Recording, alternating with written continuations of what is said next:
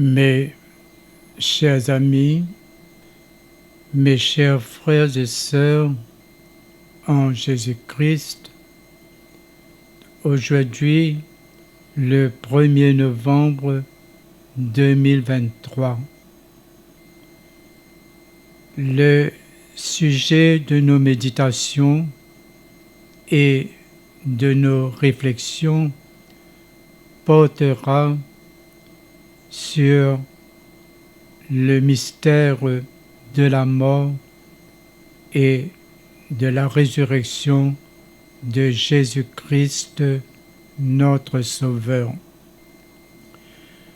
Oui, mes chers frères et sœurs,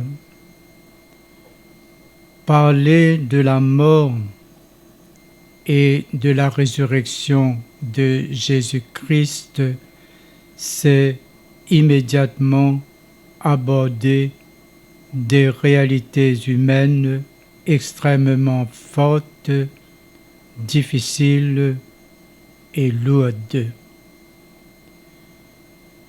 Mais Jésus-Christ ressuscité est apparu à Marie-Madeleine avant de monter vers son Père. La résurrection est le cœur de la foi chrétienne, attesté par les disciples de Jésus qui ont vu Jésus vivant après sa mort sur la croix. À la mort, l'esprit se sépare du corps, le corps retourne à la terre et l'esprit entre dans le monde des esprits. Oui, mes chers frères et sœurs, le Christ Jésus lui-même a souffert la mort pour nous une fois pour toutes. Lui, l'innocent, il est mort pour les coupables afin de nous conduire à Dieu. Le Christ a été mis à mort dans son corps, mais a été ramené à la vie par l'Esprit. Oui, mes chers amis, Dieu n'a pas laissé Jésus, son Fils, dans la tombe. Il l'a ressuscité car il était impossible que la mort le retienne captif. Puisque nous sommes identifiés au Christ et que Dieu, dans sa grâce, nous a incorporés en lui, nous suivons aussi le même itinéraire que lui. Comme il est ressuscité des morts, Dieu nous fait renaître à une vie nouvelle. Oui, mes chers frères et sœurs, on oublie un peu trop souvent cet aspect du problème. Il était normal en ce temps-là de brûler ou de tuer des gens pour leurs opinions religieuses, la règle d'or étant d'éliminer tout ce qui n'était pas orthodoxe pour le plus grand bien de la majorité des croyants. Ce n'était qu'une application d'une parole de l'Évangile. Quand une branche est pourrie, on la coupe et on la brûle. Il y va de la survie du reste de l'arbre. Oui, mes chers frères et sœurs, voyez combien Dieu notre Père nous a aimés pour que nous puissions être appelés enfants de Dieu.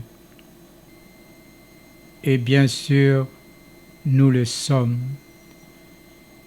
Et ce que nous serons un jour n'a pas encore été rendu manifeste, mais nous savons que lorsque le Christ notre Seigneur paraîtra, nous serons semblables à lui.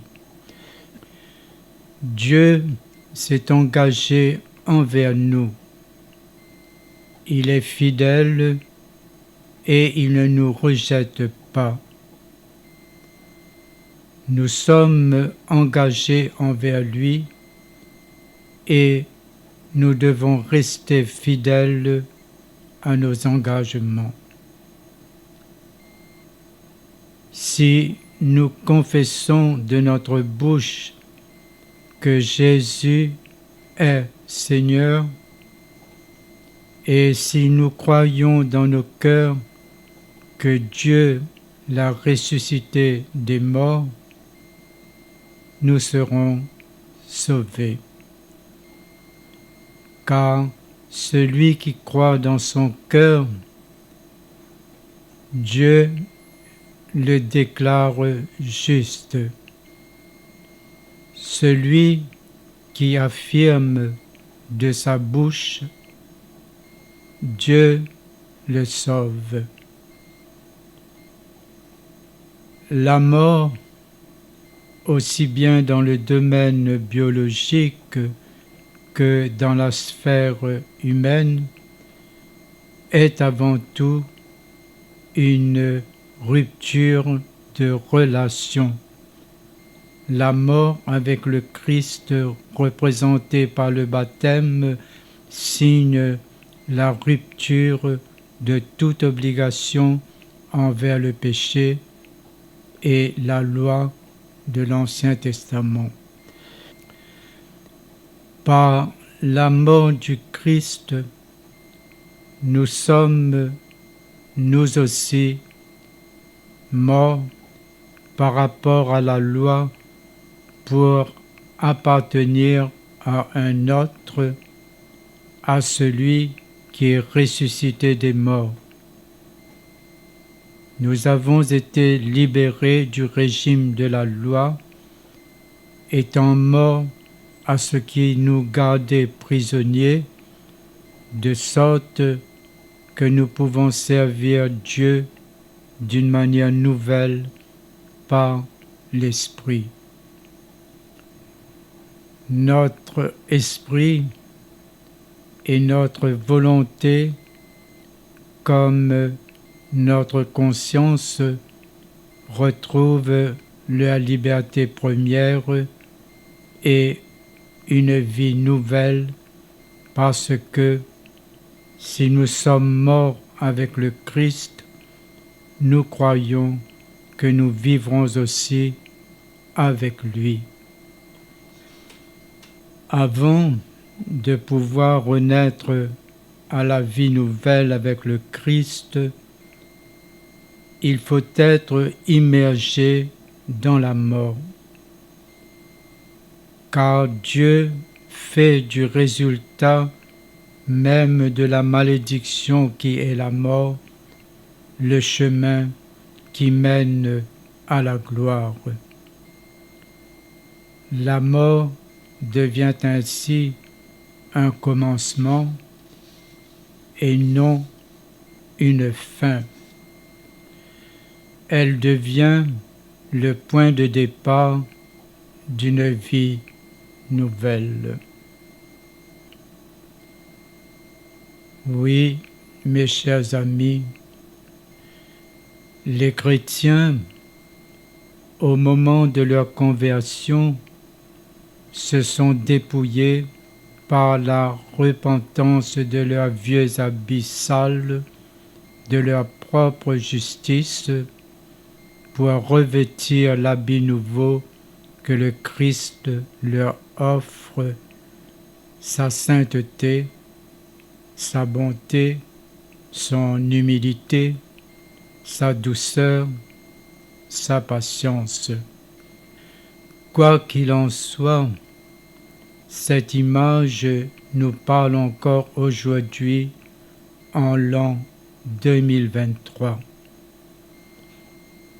L'habit, c'est ce que les autres voient sur nous et qui donne une impression globale de notre personne, riche ou pauvre, propre ou sale, soigneuse ou négligée, conformiste ou originale. Tout cela, notre habillement le dit à notre place. Il révèle bien plus encore. Si nous avons du goût, si nous voulons paraître ou disparaître, si nous sommes d'esprit jeune, moderne ou attachés au passé, etc. Ceux qui nous observent doivent pouvoir discerner, même extérieurement, les caractéristiques de Christ sur nous, sa douceur, sa bonté, sa patience, son ardente compassion, son humilité.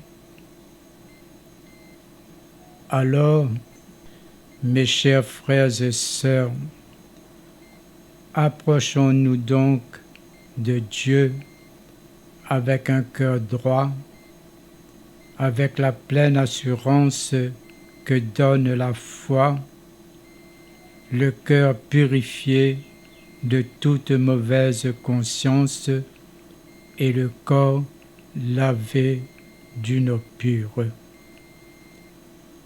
Car nous avons été acquittés au nom du Seigneur Jésus-Christ et par l'Esprit de notre Dieu.